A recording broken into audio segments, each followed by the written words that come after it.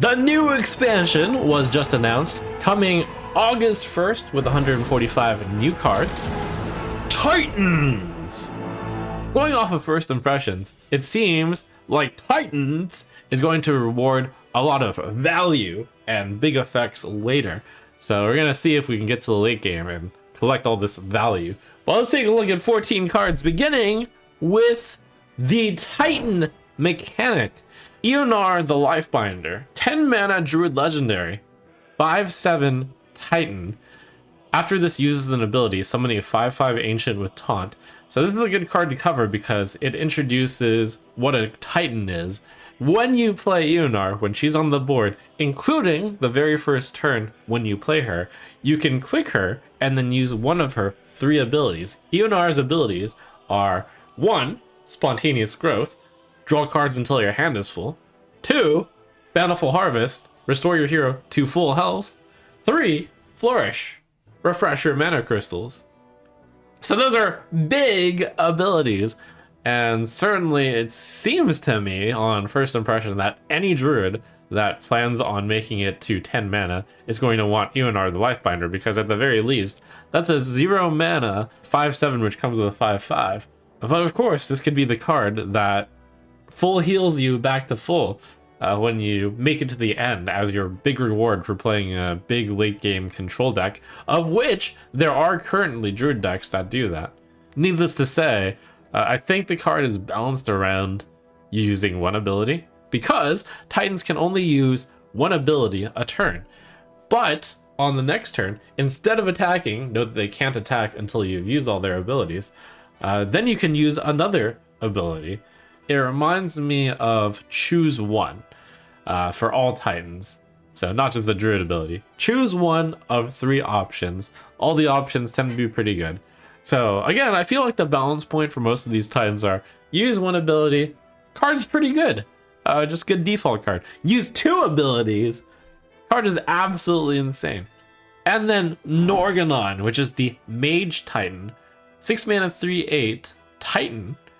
After this uses an ability, double the power of the other abilities. Norganon's abilities are either 1. Progenitor's Power, deal 5 damage. 2. Ancient Knowledge, enemy cards cost 1 more next turn. 3. Unlimited Potential, cast 1 random Mage Secret. Of course, this Titan not being 10 mana means that all of its abilities tend to be more tempo oriented.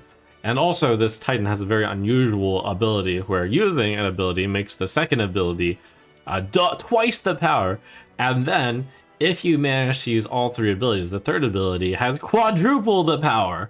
If you save Progenitor's Power for the third usage, which is after your enemy has 2 turns, then you could deal 20 damage with Norganon.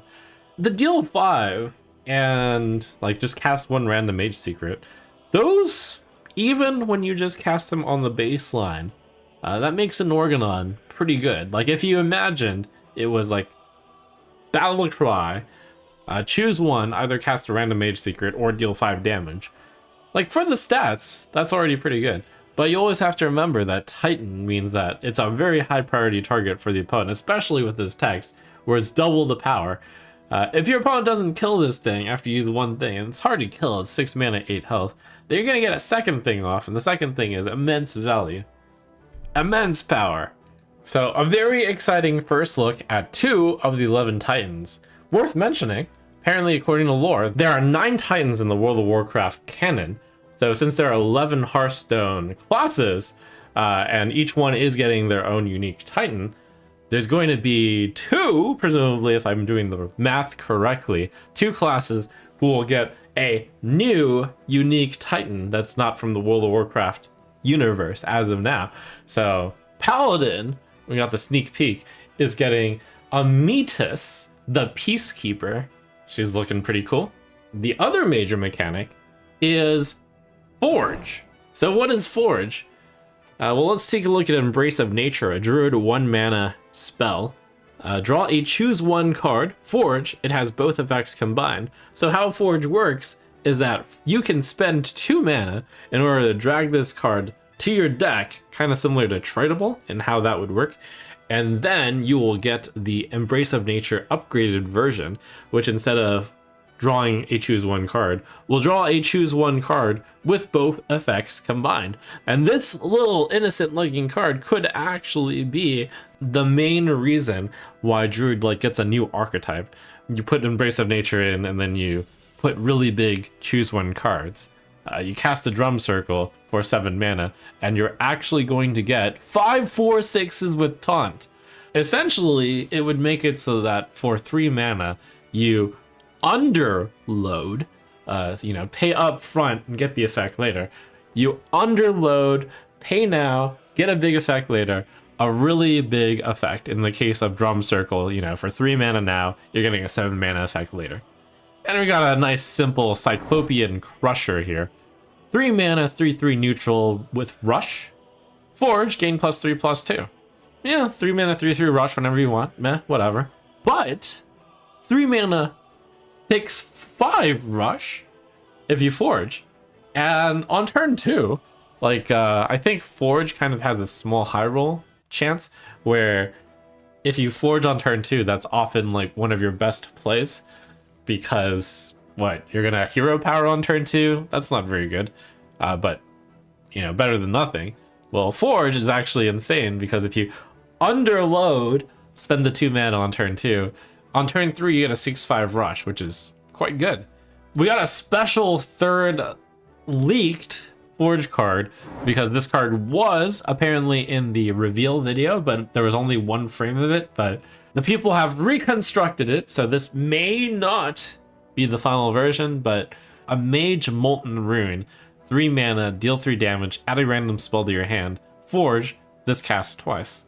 So similarly, the baseline card isn't that great, but is actually not bad. 3 mana, deal 3, random spell, completely random spell, by the way. That's solid. But suppose you're in a value match, you can pay the 2 mana to deal 6 damage and then add 2 random spells to your hand. Nice. Let's take a look at Hodir, Father of Giants, a hunter, 8 mana, 8/8 legendary. Battlecry, set the stats of the next 3 minions you play to 8/8. This is a clear display of the theme of big card. Hunter is not traditionally the class that you would think of when you think of big cards. You'd have to build a deck specifically around Hodir. You want to play the big card, and then you want to play small cards, which become 8/8s.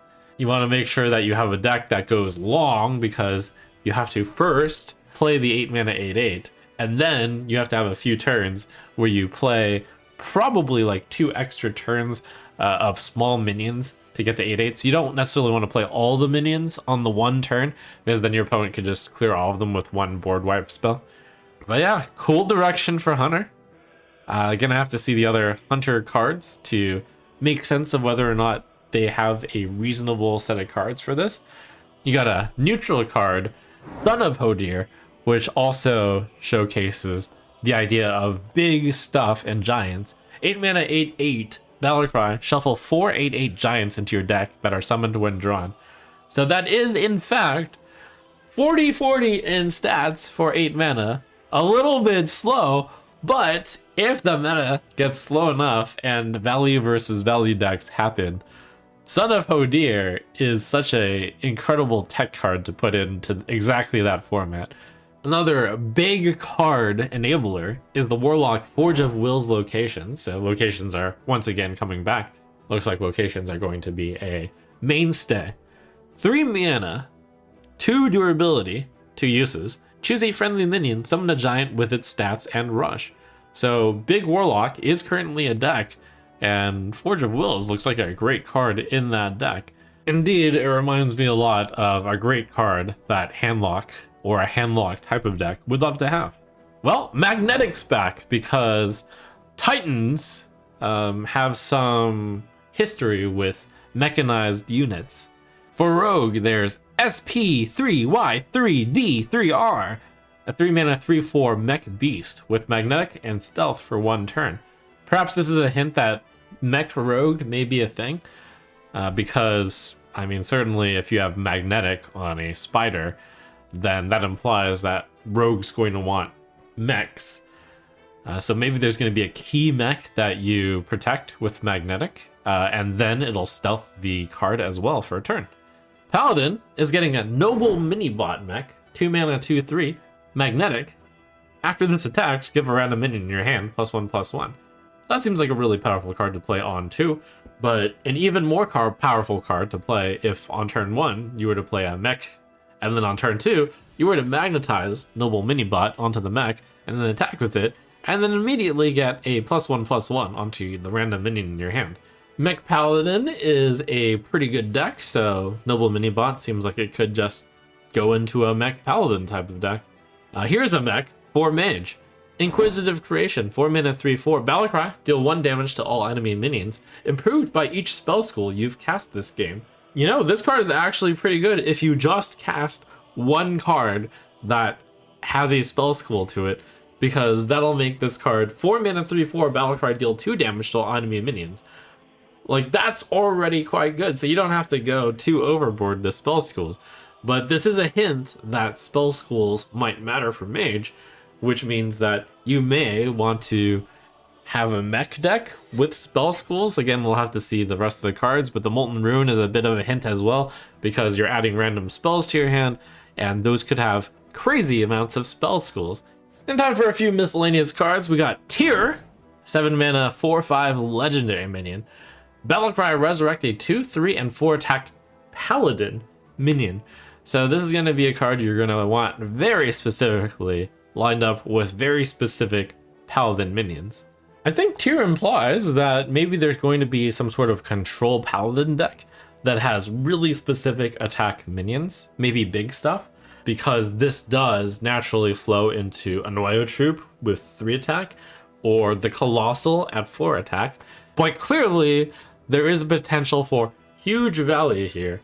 We got a Fate Splitter, a neutral 3 mana, 3/3. Death Rattle will get a copy of the card that killed this. These days, when you're generating a randomish card, you usually get a 3 mana, 3/4, so this seems a little bit below the standard. One of the things you can do with this is you can play it and then play an Area of Effect card, and then get your Area of Effect card. Worth mentioning is that while you will almost always get a card, I'm not sure what happens if your opponent kills this minion with a weapon. Your opponent can remove it with a card that adds attack to their hero power and then attack this, and that certainly wouldn't get a card. And if your opponent uses a hero power to finish Fate Splitter, you don't get a card, so you do not always get a card with this. Probably a bit too specific, might be too slow, might be too random. And to conclude, we got an exciting card where if you log in right now, you get this card. Prison of Yogg-Saron, 7 mana legendary location with 3 uses. Choose a character, cast 4 random spells targeting it if possible. So over time, you are going to get 12 random spells with it. Is this removal? It might be. Is this a buff card? It might be. It is probably mostly a come from behind. Usually when you target a character, that's to cause bad things to happen to it. I can't wait for the cliff that shows up where your opponent is at 30 health and you Prison of Yogg-Saron, and then you slog them, and then you get 3 Pyroblasts to the face. With enough games of Hearthstone, that's bound to happen at some point. So very exciting. I thought that was a very strong set of cards to reveal on the first set.